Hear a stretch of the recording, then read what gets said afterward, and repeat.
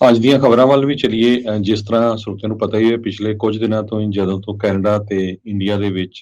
ਜੋ ਕਲੈਸ਼ ਚੱਲ ਰਹੀ ਆ ਭਾਈ ਹਰਦੀਪ ਸਿੰਘ ਨਿੱਜਰ ਉਹਨਾਂ ਦੇ ਕਤਲ ਤੋਂ ਬਾਅਦ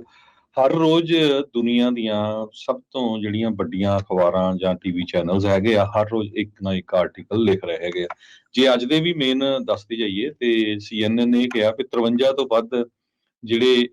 ਸਾਈਟਸ ਆ ਨੇਸ਼ਨ ਵਾਈਡ ਇੰਡੀਆ ਦੇ ਵਿੱਚ ਇੰਡੀਆ ਦੀ ਸਰਕਾਰ ਨੇ ਉਹਨਾਂ ਦੇ ਉੱਤੇ ਕ੍ਰੈਕਡਾਊਨ ਕੀਤਾ ਆ ਸੋ ਉਹ ਪੂਰੀ ਜਿੱਦਾਂ ਬਦਨਾਮੀ ਕਰਨ ਲੱਗੇ ਹੋ ਆ ਕਿ ਸਿੱਖਾਂ ਦੀ ਪਤਾ ਨਹੀਂ ਉੱਥੇ ਕਿੱਡੀ ਕੁ ਤਗੜੀ ਮੂਵਮੈਂਟ ਚੱਲ ਰਹੀ ਆ ਕਿੰਨਾ ਕਿਤੇ ਮਰਮਰਈਆ ਹੋ ਰਿਹਾ ਆਪਾਂ ਸਾਰਿਆਂ ਨੂੰ ਪਤਾ ਹੀ ਆ ਵੀ ਉੱਥੇ ਕੁਝ ਨਹੀਂ ਹੋ ਰਿਹਾ ਸੋ ਇਸੇ ਤਰ੍ਹਾਂ NVR ਨੇ ਇੱਕ ਬਹੁਤ ਵੱਡਾ ਜਿਹੜਾ ਆਰਟੀਕਲ ਲਿਖਿਆ ਆ ਉਹਨਾਂ ਨੇ ਕਿਹਾ ਵੀ ਜਿਹੜੇ ਸਿੱਖ ਸੈਪਰੇਟਿਜ਼ਮ ਹੈਗਾ ਆ ਉਹਦੀ ਕੋਈ ਬਾਹਲੀ ਨਹੀਂ ਅਟੈਂਸ਼ਨ ਦਿੰਦੇ ਵੈਸਟਰਨ ਮੁਲਕ ਜਿਹੜੇ ਹੈਗੇ ਕਿਉਂਕਿ ਸਾਰਿਆਂ ਨੂੰ ਪਤਾ ਹੀ ਆ ਵੀ ਇਹ ਬਿਲਕੁਲ ਪੀਸਫੁਲ ਜਿਹੜਾ ਆ ਪ੍ਰੋਟੈਸਟ ਉਹ ਚੱਲ ਰਿਹਾ ਹੈਗਾ ਤੇ ਇਸੇ ਤਰ੍ਹਾਂ ਨਿਊਯਾਰਕ ਟਾਈਮ ਨੇ ਵੀ ਜੋ ਆ ਉਹ ਆਰਟੀਕਲ ਇੱਕ ਬਹੁਤ ਵੱਡਾ ਲਿਖਿਆ ਕਹਿੰਦੇ ਵੀ ਸਿੱਖ ਸੈਪਰੇਟਿਜ਼ਮ ਇੱਕ ਨਾਨ ਇਸ਼ੂ ਆ ਇੰਡੀਆ ਦੇ ਵਿੱਚ ਇਹ ਪੋਲੀਟੀਕਲ ਬੋਗੀਮੈਨ ਬਣਾਇਆ ਹੋਇਆ ਹੈਗਾ ਸੋ ਬਹੁਤ ਸਾਰੇ ਆਰਟੀਕਲ ਹਰ ਰੋਜ਼ ਇਸ ਦੇ ਬਾਰੇ ਲਿਖੇ ਜਾ ਰਹੇ ਹੈਗੇ ਆ ਅੱਜ ਤੁਹਾਡੇ ਨਾਲ ਜਿਹੜੀ ਖਬਰ ਸਾਂਝੀ ਕਰਨ ਜਾ ਰਹੇ ਆ ਆਪਣੇ ਜੋ ਸੈਕਟਰੀ ਆਫ ਸਟੇਟ ਆ USA ਦੇ ਟੋਨੀ ਬਲਿੰਕਨ ਉਹ ਇੰਡੀਆ ਦੇ ਜਿਹੜੇ ਫੋਰਨ ਮਿਨਿਸਟਰ ਹੈਗੇ ਆ ਉਹ ਇੱਥੇ ਵਿਜ਼ਿਟ ਕਰਨ ਆਏ ਹੋ ਸੀ UN ਦੇ ਵਿੱਚ ਤੇ ਉੱਥੇ ਉਹਨਾਂ ਦੀ ਜਿਹੜੀ ਗੱਲਬਾਤ ਆ ਇਸ ਇਸ਼ੂ ਦੇ ਉੱਤੇ ਹੋਈ ਹੈਗੀ ਆ ਕੈਨੇਡਾ ਦੇ ਪ੍ਰਾਈਮ ਮਿਨਿਸਟਰ ਜਸਟਿਨ ਟਰੂਡੋ ਨੇ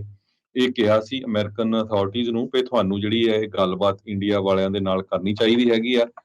ਜੋ ਸਾਡੀ ਧਰਤੀ ਤੇ ਸਾਡਾ ਹੀ ਸਿਟੀਜ਼ਨ ਜਿਹੜਾ ਆ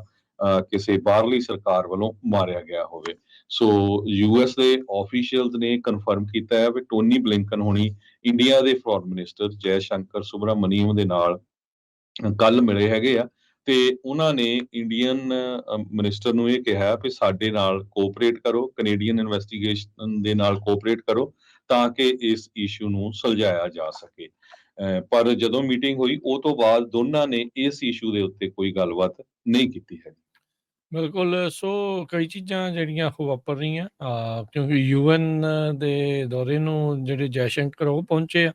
ਤੇ ਉੱਥੇ ਨਾਲ ਅਮਰੀਕਾ ਦੇ ਨਾਲ ਇਹਨਾਂ ਦੀ ਵਾਰਤਾਲਾਪ ਹੋਈ ਆ ਤੇ ਇਹੀ ਦੱਸਿਆ ਜਾ ਰਿਹਾ ਵੀ ਜਿਹੜੇ secretary of state Antony Blinken ਆ ਉਹਨਾਂ ਨੇ ਆਪਣੇ ਇੰਡੀਅਨ ਕਾਊਂਟਰ ਪਾਰਟ ਜਾਨੀ ਕਿ ਜੈ ਸ਼ੰਕਰ ਹੋਣਾ ਦੇ ਨਾਲ ਵਾਸ਼ਿੰਗਟਨ 'ਚ ਗੱਲਬਾਤ ਕਰਦੇ ਹੋਏ ਇੰਡੀਆ ਨੂੰ ਫੇਰ ਇਹੀ ਗੁਹਾਰ ਲਾਈ ਆ ਵੀ ਭਾਈ ਜਿਹੜਾ ਕੈਨੇਡਾ ਇਨਵੈਸਟੀਗੇਸ਼ਨ ਕਰ ਰਿਹਾ ਜਿਹੜੇ ਸਿੱਖ ਲੀਡਰ ਦੀ ਕਤਲ ਨੂੰ ਲੈ ਕੇ ਕਿਲਿੰਗ ਆਫ ਜਿਹੜਾ ਸਿੱਖ ਲੀਡਰ ਆ ਉਹਨਾਂ ਦੀ ਹੀ ਧਰਤੀ ਤੇ ਉਸ ਦੇ ਵਿੱਚ ਤੁਸੀਂ ਜਿਹੜਾ ਉਹ ਪੂਰਾ ਸਾਥ ਦਿਓ ਉਂਝ ਦੱਸਿਆ ਜਾਵੇ ਤਾਂ ਕਹਿੰਦੇ ਵੀ ਮੀਟਿੰਗ ਦੇ ਮਿੰਟਸ ਦੇ ਵਿੱਚ ਜਾਂ ਉਹਨਾਂ ਦੇ ਬਾਅਦ ਜਦੋਂ ਪੱਤਰਕਾਰਾਂ ਨਾਲ ਗੱਲਬਾਤ ਕੀਤੀ ਇਸ ਬਾਬਤ ਕੋਈ ਗੱਲਬਾਤ ਨਹੀਂ ਕੀਤੀ ਪਰ ਮੀਟਿੰਗ ਦੇ ਵਿੱਚ ਬੈਠੇ ਜਿਹੜੇ ਅਧਿਕਾਰੀ ਆ ਉਹਨਾਂ ਨੇ ਜਿਹੜਾ ਰਿਊਟਰਸ ਦੇ ਨਾਲ ਗੱਲਬਾਤ ਕਰਦੇ ਹੋਏ ਕਿਹਾ ਵੀ ਬਲਿੰਕਨ ਹੋਣਾ ਨੇ ਕੈਨੇਡੀਅਨ ਮੈਟਰ ਨੂੰ ਆਪਣੀ ਇਸ ਮੀਟਿੰਗ ਦੇ ਵਿੱਚ ਚੁੱਕਿਆ ਸੀਗਾ ਤੇ ਨਵੀਂ ਨਿਊ ਦਿੱਲੀ ਨੂੰ ਬੇਸਿਕਲੀ ਇੰਡੀਆ ਨੂੰ ਇਸ ਵਿੱਚ ਕੋਆਪਰੇਟ ਕਰਨ ਦੇ ਲਈ ਆਖਿਆ ਸੀ ਮੀਟਿੰਗ ਤੋਂ ਪਹਿਲਾਂ ਸਟੇਟ ਦੇ ਡਿਪਾਰਟਮੈਂਟ ਦੇ ਜਿਹੜੇ ਸਪੋਕਸਪਰਸਨ ਸੀਗੇ ਮੈਥਿਊ ਮਿਲਰ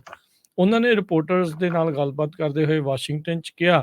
ਵੀ ਅਸੀਂ ਕੰਸਿਸਟੈਂਟਲੀ ਇੰਗੇਜਡ ਹਾਂ ਗੱਲਬਾਤ ਜਿਹੜੀ ਅਸੀਂ ਕਰ ਰਹੇ ਹਾਂ ਇੰਡੀਆ ਦੇ ਨਾਲ ਇਸ ਇਸ਼ੂ ਦੇ ਉੱਤੇ ਤੇ ਬਾਰ-ਬਾਰ ਅਸੀਂ ਉਹਨਾਂ ਨੂੰ ਕਹਿ ਰਹੇ ਹਾਂ ਵੀ ਕੈਨੇਡਾ ਦੇ ਨਾਲ ਇਸ ਇਨਵੈਸਟੀਗੇਸ਼ਨ ਦੇ ਵਿੱਚ